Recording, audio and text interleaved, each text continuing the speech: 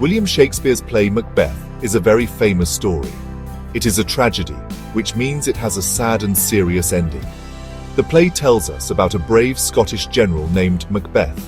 He hears a special message that makes him want to become king. This wish leads him to do terrible things. The story is full of action, secrets, and powerful feelings. It shows us how wanting too much power can change a person for the worse. Before we even meet the main character, Shakespeare gives us a very short but very important first scene. This opening scene is like a dark doorway into the world of the play, preparing us for the spooky and troubled journey ahead.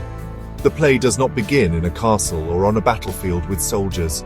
Instead, it starts in a wild and lonely place. The stage directions tell us there is thunder and lightning. This stormy weather immediately makes us feel that something is wrong. Three strange figures appear on the stage. These are the three witches, also called the Weird Sisters. They are not like normal people. They gather together in the middle of this scary storm, which makes them seem very mysterious. They are the very first characters we see, which tells us they must be very important to the story that is about to unfold. Their meeting is short, but it is full of strange and powerful magic. The witches do not stay for long. They seem to have met just to decide when they will meet again. This makes the audience very curious. Why are they meeting? What are they planning? The storm makes everything feel chaotic and out of control, just like the witches themselves. They speak in a strange, chanting way that sounds like a magic spell. The whole scene feels like a secret we are not supposed to see. It is dark, it is loud, and it is full of mystery. This is not a happy beginning. It is a warning that the story we are about to watch will be filled with darkness, confusion, and trouble. This first scene is a brilliant way to capture our attention. It asks more questions than it answers. We want to know who these witches are and what they have to do with the human world. Shakespeare uses the storm and the witches to create a feeling of unease and suspense right from the start. We have not met any heroes or kings yet, only these supernatural beings. This choice tells us that magic and strange forces will play a very big part in Macbeth's story. The scene is like a puzzle, and it makes us want to keep watching to find all the pieces and see what picture they make. Perfect.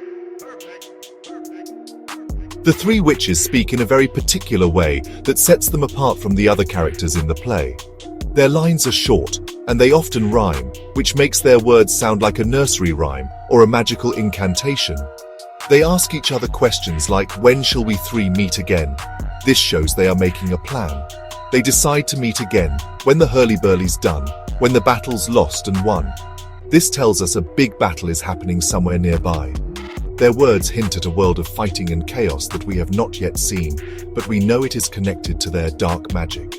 One of the most famous lines in all of Shakespeare's plays is spoken in this short scene. Together the witches chant, "Fair is foul and foul is fair." This strange sentence is a riddle. It means that things that seem good or fair might actually be bad or foul, and things that seem bad might actually be good. This idea is a major key to understanding the whole play. It warns us that appearances can be deceiving.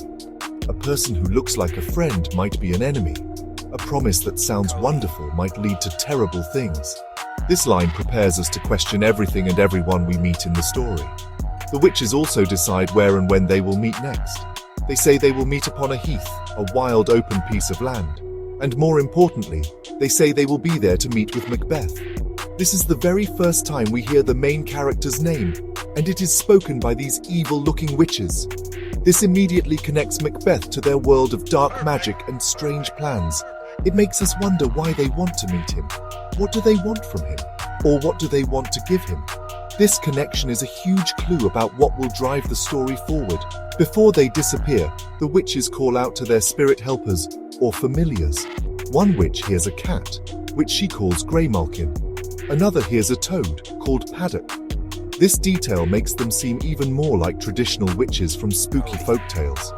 It shows they are connected to the animal world and to spirits we cannot see. Their final chant as they vanish into the fog and filthy air leaves us with a lasting impression of their unnatural power. They are not just strange old women, they are beings with a deep connection to evil and the supernatural world. The opening scene of Macbeth is a masterclass in creating a mood. The mood or feeling of a scene is incredibly important, and here it is dark, spooky, and unsettling. Shakespeare uses the weather, the thunder and lightning to make us feel nervous and on edge. Storms in his plays often signal that the natural world is upset and that something bad is about to happen. This, combined with the lonely, wild setting, creates a perfect backdrop for the witch's appearance. The fog and filthy air they mention at the end helps to make everything feel unclear and polluted, just like the evil they represent. This scene also introduces some of the play's biggest ideas, which we call themes. The most obvious theme is the supernatural. The witches are not human. They seem to have magical powers and can perhaps see into the future. By starting the play with them, Shakespeare tells the audience that magic and prophecies will be central to the plot. We are immediately asked to believe in a world where supernatural forces can interfere with human lives. This makes us question how much control people like Macbeth really have over their own choices and their own destinies. Another important theme introduced here is the idea of fate versus free will. Fate is the idea that our lives are already planned out for us, while free will is the idea that we get to make our own choices. The witches plan to meet Macbeth and give him a message. Does this mean his future is already decided? Or will he have a choice in how he reacts to what they tell him? This question hangs over the entire play. The opening scene suggests that powerful forces are at work, but it leaves us to wonder if Macbeth is just a puppet of fate, or if he is the one who will pull his own strings. Finally, the scene powerfully introduces the theme of evil. The witches are creepy, and their words are confusing and twisted. Their famous line, "Fair is foul, and foul is fair," is a perfect description of how evil works. It turns the world upside down, making bad things seem good and right things seem wrong. This is exactly what will happen to Macbeth. He will start to believe that murder is a fair way to get what he wants. The witches do not just bring a storm of thunder and rain, they bring a storm of moral confusion and evil that will soon infect the entire kingdom of Scotland. The first scene of Macbeth is so effective because it is incredibly efficient. In just a dozen lines or so, Shakespeare accomplishes several crucial things. He sets a dark and foreboding tone that will last for the entire play. He introduces the supernatural as a major force in the story. And he piques the audience's curiosity by mentioning the main character, Macbeth, in connection with these strange and magical beings. This creates immediate suspense and makes us eager to see what will happen when Macbeth finally meets the witches on the heath. The scene acts as a perfect hook, grabbing our attention and pulling us into the story.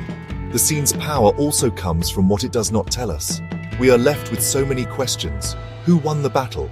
Why is it both lost and won? Why are the witches so interested in Macbeth specifically? This mystery is what makes the opening so compelling. A story that gives away all its secrets at the beginning is not very interesting. Shakespeare understood that making the audience wonder is the best way to keep them engaged. The short, mysterious nature of the scene makes our imaginations work hard, filling in the gaps and anticipating the drama that is sure to follow. By choosing to begin with the witches, Shakespeare places the themes of evil and deception at the very front of the play.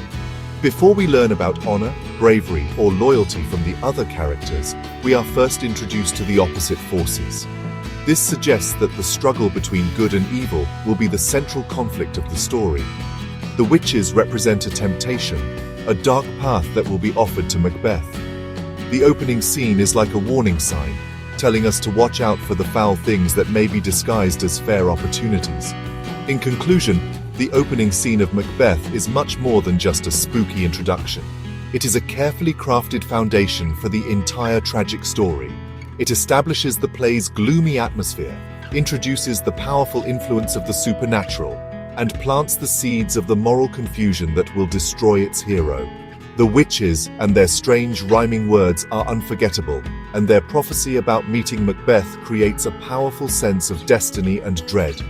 It is a short but mighty scene that perfectly prepares the audience for the dark and troubling tale of a man whose ambition leads him down a path of no return.